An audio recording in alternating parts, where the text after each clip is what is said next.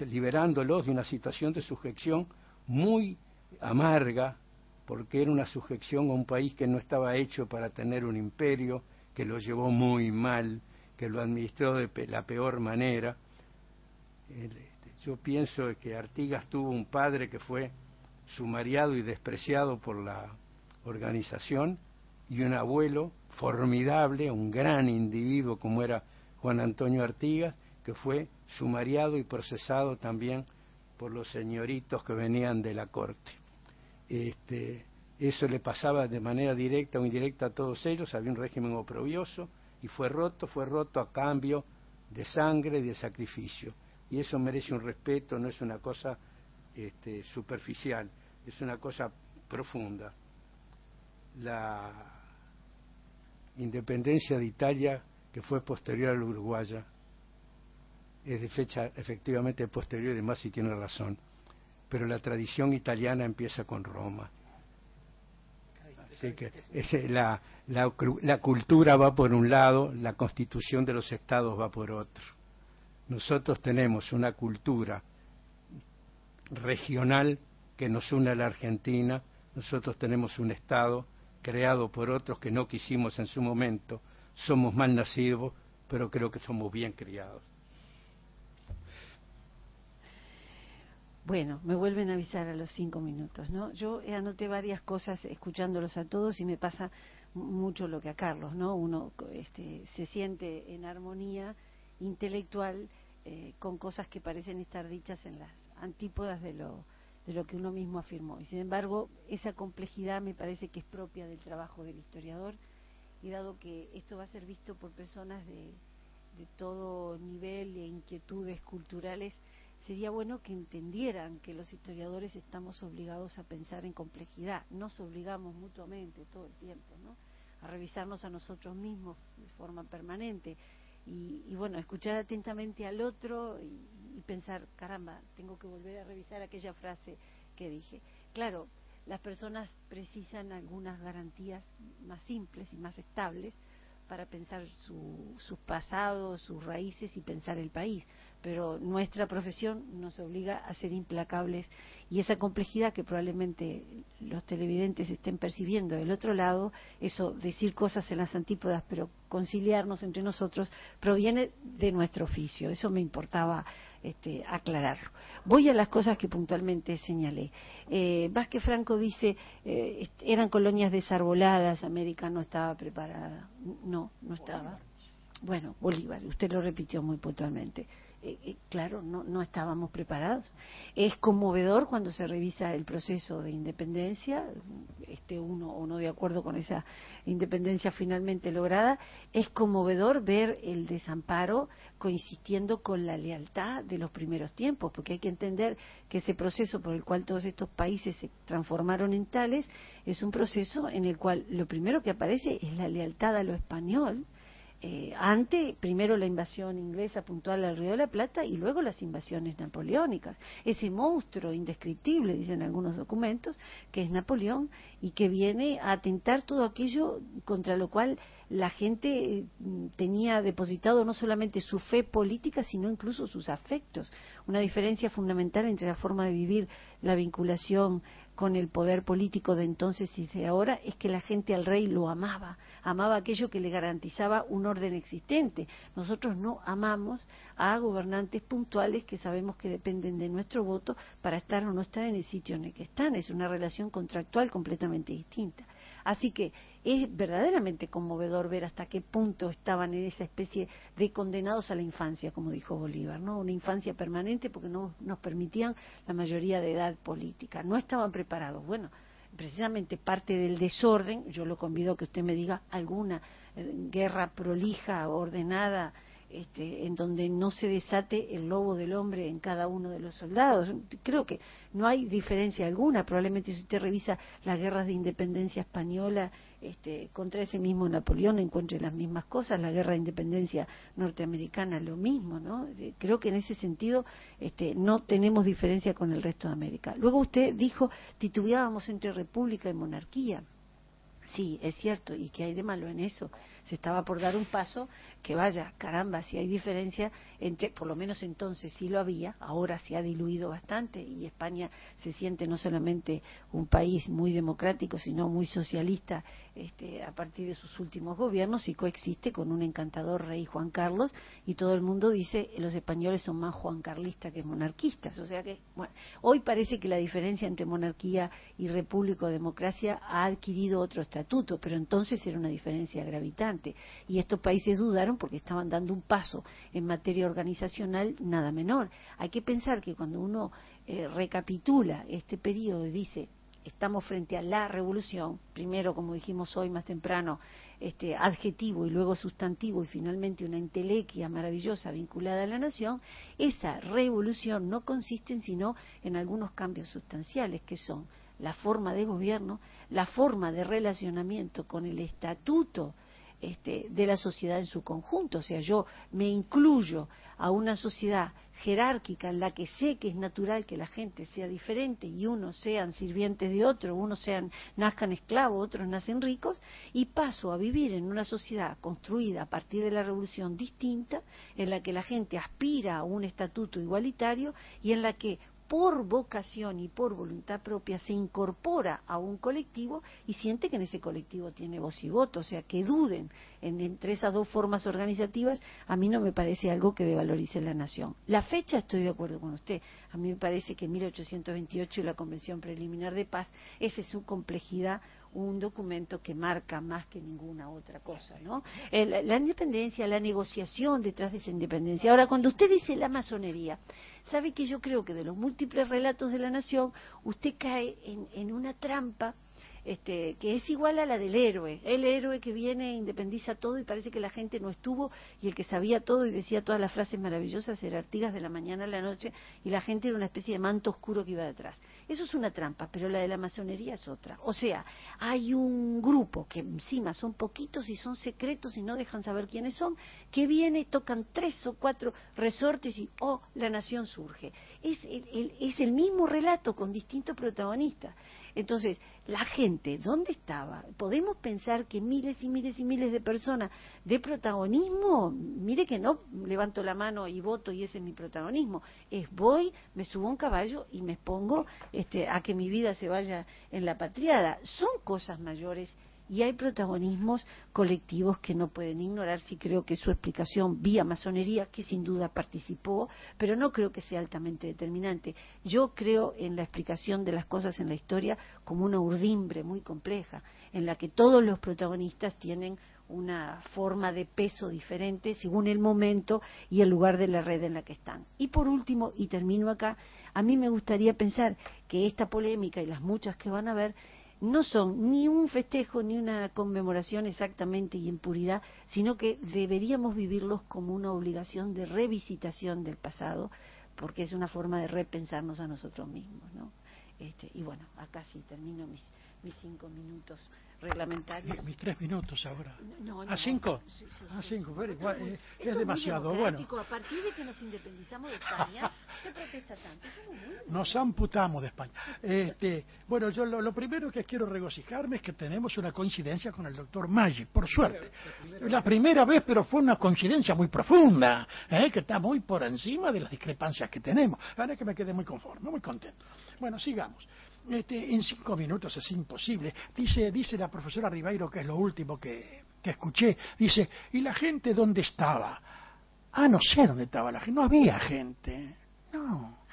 No, la gente piensa como el 5% quiere que piense. Eso pasa hoy en día también, Nosotros desde acá, si esto se va a transmitir por televisión a un público muy grande, estamos haciendo pensar a la gente, ¿verdad? Y la gente, ese montón, ¿verdad?, va a pensar en función de lo que nos oiga. Por favor, estamos reduciendo la cosa a un ejemplo cotidiano. Pero digo, la gente piensa como el 5% quiere que... El 5% puede ser el 7%, no hice cálculos estadísticos, ¿verdad? Lo que yo decir, una minoría muy pequeña es la que hace pensar.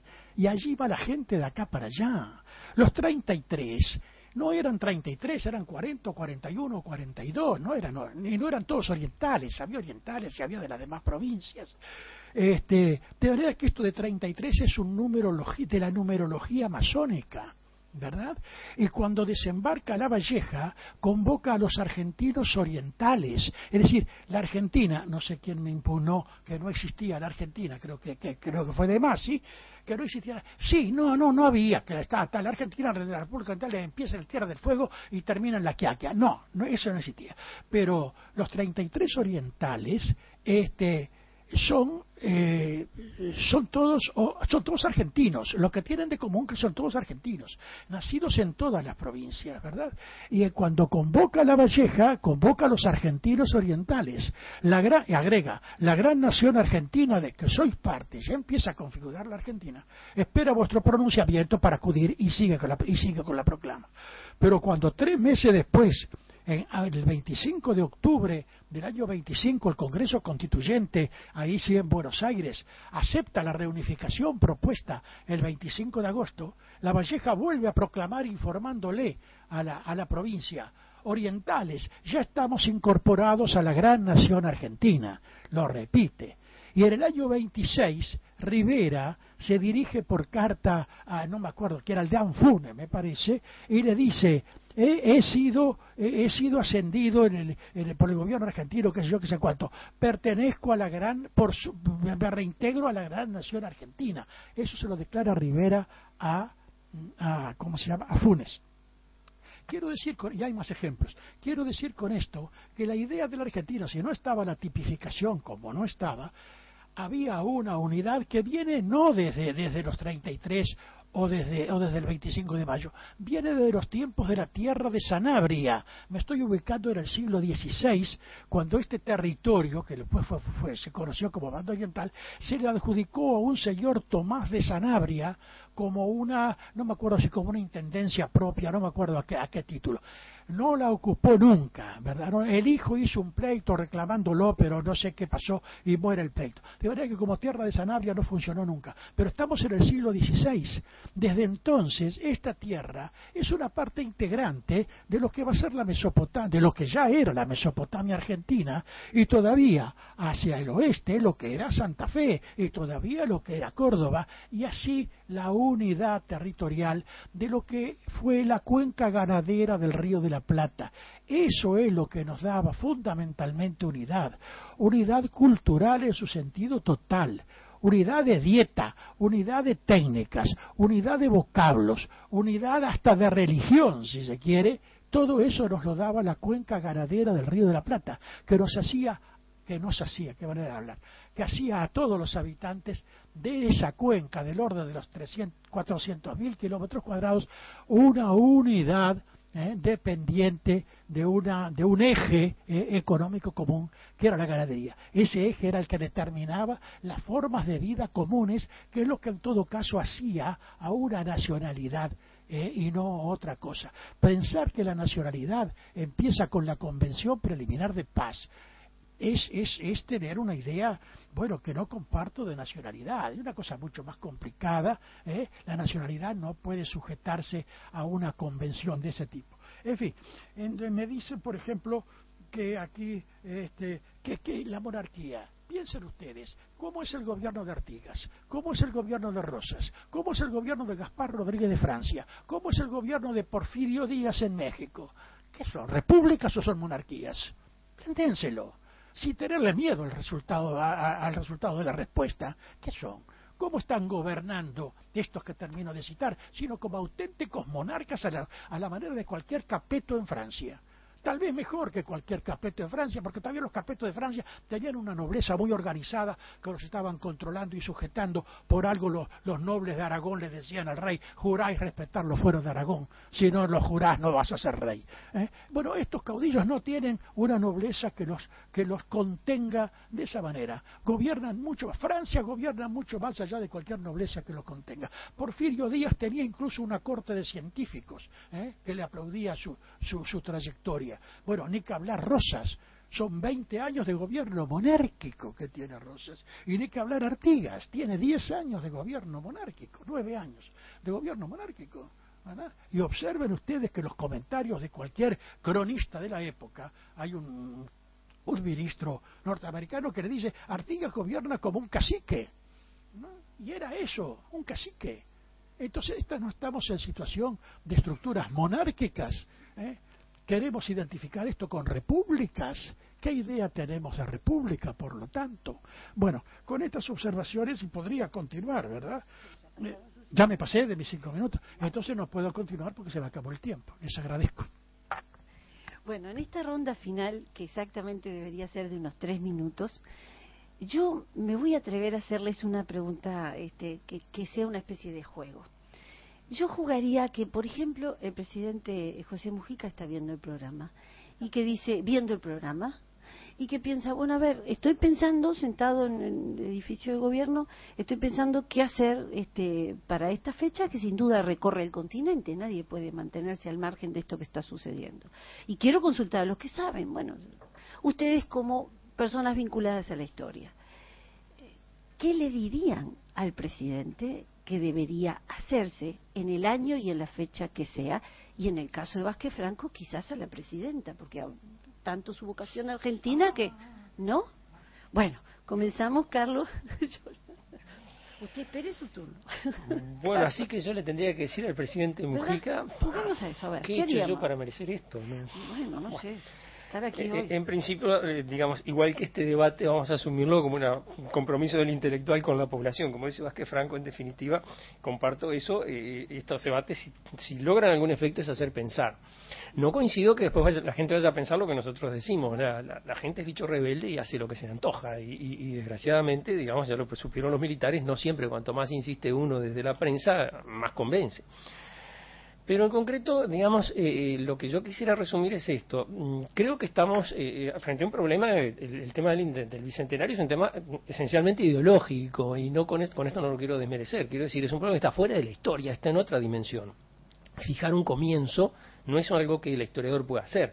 En concreto, de lo que se trata es de construir un relato de la comunidad, y para construir un relato de la comunidad, y bueno, hay que definir las fronteras, que no siempre son las fronteras geográficas. Ese es un tema que es interesante señalar. Es decir, la frontera es algo mucho más complicado. Por ejemplo, cuando Oribe y Rivera se enfrentan y tienen cada uno como aliado a un partido político argentino, allí estamos haciendo, digamos, una idea que la frontera divide a Rivera con Oribe, pero no divide a cada uno de ellos con los que están del otro lado del río. No sé si me explico. Es decir, allí la frontera es una cosa mucho más simbólica. Valle y Ordóñez, creo que le va a gustar a Maggi esta cita, Valle y Ordóñez, en un documento notable, donde está repasando su actuación en la reforma constitucional del 17, dice, y conste que en política no hay enemigos sino adversarios. Y entonces allí, digamos, cambia la frontera, digamos, y dice, bueno, más cerca mío está un blanco que un argentino, por ejemplo. Quiero decir que me siento muy cómodo siendo uruguayo, no extraño ningún otro país, lo digo un poco al pasar. Pero no se puede, digamos, así decir, bueno, tal fecha es la independencia, tal fecha es el bicentenario. Si alguien viniera, me pusiera, como hizo Ana recién, me pusiera un arma simbólica en la cabeza y me dijera, bueno, diga qué es lo que tiene que hacer el presidente Mujica, diría, bueno, la fecha que se ha fijado me parece bien, 28 de febrero. Artigas dice en la carta que le manda al Paraguay, es una fecha que nunca podrá dejar de ser recordada sin emoción. Es una fecha que para Artigas mismo la ha fijado como una fecha fundacional. Bueno, está bien, es una buena fecha, en la medida en que el sentido que se le dé a esa fecha sea el sentido que la sociedad interprete como su visión del pasado. Termino con esto. Yo creo que los uruguayos somos fuertemente nacionalistas, somos muy nacionalistas, y coincido con eso. Otro amigo argentino, tal vez él mismo, decía, es muy fácil saber cuándo hay un uruguayo. Uruguayo es aquel que cuando se encuentra con otro uruguayo en cualquier lugar del mundo, conversan 5 minutos y encuentran enseguida un tercer uruguayo que es referente de los dos. Si uno siempre encuentra con un uruguayo desconocido, alguien que él conoce y yo también. Y eso es, digamos, una forma rara de definir la comunidad. Así que, en principio, digamos, si hay que hacer un festejo, un bicentenario, el 28 de febrero está bien. No hay fecha mejor, ni tampoco hay fecha peor. Es una fecha, y el concreto de lo que vale es cómo se construye la conmemoración más que la fecha misma. Yo creo que el consejo para el presidente de la República puede provenir de diferentes maneras, de una u otra idea. Hay un principio racional el movimiento independentista empezó con la Junta de Mayo, nadie lo puede discutir. Me parece que nosotros deberíamos festejar la fecha de la Junta de Mayo. No me apasiona. Lo que me apasiona, y sí, y mucho, es que cuando se hable de conmemorar el proceso de la independencia, se logre hacer una cosa importante y coherente para la gente. Cuando yo leo los documentos, que he leído muchísimas veces, y los vuelvo a repasar, yo me siento conmovido. No son cosas banales. Nosotros tenemos deudas que pagar, tenemos agradecimientos que tener entre pecho y espalda. Recibimos un país hecho, en el cual mucha gente se sacrificó por él, en su pensamiento, en su acción, en su vida. No es moco de pavo echarse a pensar cómo un país sale de la dependencia y logra la libertad. No es un tema banal. Eso el Estado tiene obligación de exaltarlo, de estimularlo. Lo que hay que hacerle llegar a Mujica es la necesidad de que la historia sea encarnada, sea viva durante este periodo, que un hecho convencional como la fecha nos permite volver sobre él. ¿Para qué? Para ser un poco más uruguayos. Un montón de gente arriba de un territorio es nadie. Cuando la gente tiene la coherencia que da la cultura, la coincidencia en el amor de ciertos valores, entonces hay eso que se llama una patria. Y este país tiene que procurarlo. Y tiene que procurarlo el Estado, y tiene que hacerlo de manera convencida y profunda. Tenemos que defender los valores que nos unen y no los que nos separan. Todo lo que tengo que decir. Muy bien. Bueno, yo le diría que elija la fecha que quiera, con tal de que sea en el año 11, me parece un buen año. Es un año que condensa casi todas las cosas importantes que marcan un antes y un después. Perfectamente puede ser el grito de Asensio, perfectamente puede ser la batalla de las piedras. Si uno no quiere un Dios tan guerrero para este proceso de nacimiento de una nación, puede buscar algunas otras. El propio Éxodo, que sin duda un episodio tan emotivo y tan constitutivo, del cual se ha hablado tanto, sobre el cual hay un cronista de lujo, que es el propio Artigas, ¿no? Bueno, cualquiera de los acontecimientos del año 11 creo que puede marcar ese antes o después. Lo que sí me gustaría que se tomara conciencia que debe hacerse es un poco multiplicar las polémicas y los actos en los cuales se piense, en todos los estratos posibles.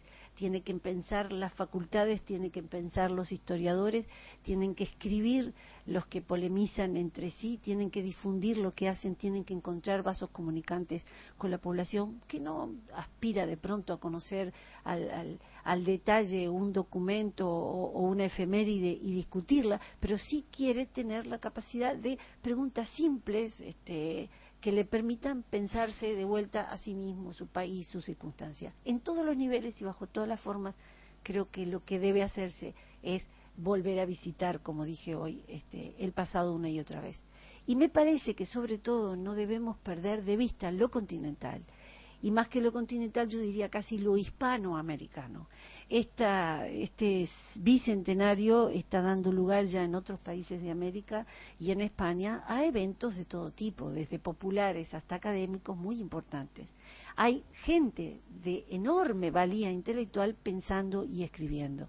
Yo creo que el país tiene que hacer aquí un esfuerzo económico y cultural de apertura, de decir, vengan los españoles que dicen cosas aún más diferentes a lo que estamos habituados a escuchar que lo que puede decirnos Vázquez Franco, por ejemplo, y que se sienten con nosotros a pensar desde España cómo vieron ese desprendimiento que este continente hizo y que cada uno de los fragmentos nacionales completó. Y cierro mi consejo al presidente poniendo un ejemplo. Yo estaba en España escuchando a un profesor muy erudito sobre toda historia de América. Estábamos en un ambiente muy distendido, un almuerzo con mucha gente, y alguien mencionó al rey Juan Carlos. Y él dijo, pues por favor, no me menciones a ese rey, que no puedo soportarlo, que no puedo entender cómo este país es monárquico, no, qué vergüenza. Al cabo de un rato, tú, la uruguaya, y ahí me cayeron los golpes, porque ese Artigas que tenía un nivel de pensamiento tan pobre, esa revolución, y decía otra que falta de pulcritud o prolijidad, una serie de... Ese hombre tan simple que pensaba con 3 o 4 palabras, y yo, que estaba comiendo mi pescadito frito, me remití a decirle, quizás tengas razón en muchas cosas, y es probable que no haya sido un gran pensador, pero a partir de su porfía, con una palabra simple como es república, ves, yo cuando me reúno con mis amigos no tengo que despotricar contra ningún rey, no tengo. Y esa es una diferencia fundamental entre nosotros. Aún en un almuerzo, aún en una jornada de camaradería, se puede hacer un intercambio profundo, no solamente con los pensadores académicos, los artistas que a veces en una canción hacen una síntesis maravillosa, que todo el mundo puede cantar y entender. Todos los que piensen el bicentenario, no solamente en el país, sino en el continente y en España. A mí me gustaría que el año entero fuera un año de pensar intensamente y en que la academia sea visitada por el pueblo y el pueblo visite a la academia. Me parece que eso sería lo más enriquecedor del proceso. Bueno, y estamos prontos en espíritu. 3 minutos más. Bueno, no, está bien. Artigas... son 3 para todos. 3 para todos. Artigas no fue rey, yo no lo dije. Yo dije que fue un monarca. No es lo mismo. No es lo mismo. Fue un monarca. Eso ¿Cuál es la diferencia? que fue el gobierno de uno. Gobierno de uno. Ajá. Eso es el monarca. Por eso un rey es el monarca, porque gobierna él. ¿Se da cuenta usted? Sí, y la diferencia entre rey y monarca. Es el título. Uno tendrá un título rey, de sultán, de mikado, de negus, zar. Pero en esencia es lo mismo. Esos son monarcas. Y estos caudillos son monarcas. Caudillo. Exacto, jefe en la guerra, eso es lo que quiere decir. Jefe en la guerra. Y manda. Y manda él. Eso es lo que... Otra acepción es cabeza de ciudad también. Caput de villa. Entre las etimologías posibles. ¿Qué le diríamos? Yo le diría a Mojica, entre otras cosas, que ejerza su cargo para ver si puede reactualizar la ley de 25 de agosto de 1825 y de 25 de octubre del mismo año, donde nos reunificamos. A ver si puede poner en vigencia esas leyes.